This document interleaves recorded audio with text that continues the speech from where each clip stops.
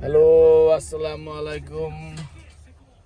আজকে সকালবেলা নাফিকে হইকে এনে দেওয়ার জন্য হেলেনও আসছে। তো হেলেন আজকে তার নিজের বেড়াজাল থেকে বেরিয়ে আসছে।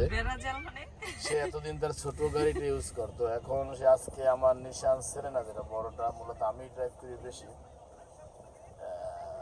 তো আসলে অনেকে মনে করতে পারে যে আমরা গাড়ির অ্যাডভার্টাইজিং এর জন্য, সেরকম কিছু না। মেইন হচ্ছে যে হেলেন তার ছোট গাড়ি ছিল, যে বড় গাড়ি আছে যেটা খুশির জন্য মূলত ভিডিওটা করা। মাশাআল্লাহ, শুকরিয়া, আলহামদুলিল্লাহ, ভালোই চালাচ্ছে। তো যাচ্ছে আস্তে আস্তে, এখন বাসার দিকে যাচ্ছি, কিন্তু তারপর জবে চলে যাব। হেলেনও ব্যস্ত হয়ে পড়বে, বের হয়ে যাবে। তো থ্যাংক ইউ হেলেন, সাবধানে যাও এবং তোমার থেকে বের হয়ে আসছো, ভালো হয়েছে।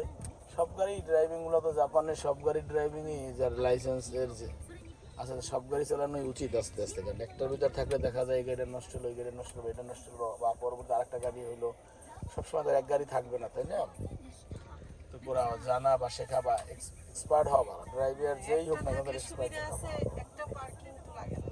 যাই হোক, যাচ্ছে, তারপর পার্কিং খরচ আছে, তেল খরচ আছে, গ্যাস খরচ আছে, সবই খরচ আছে।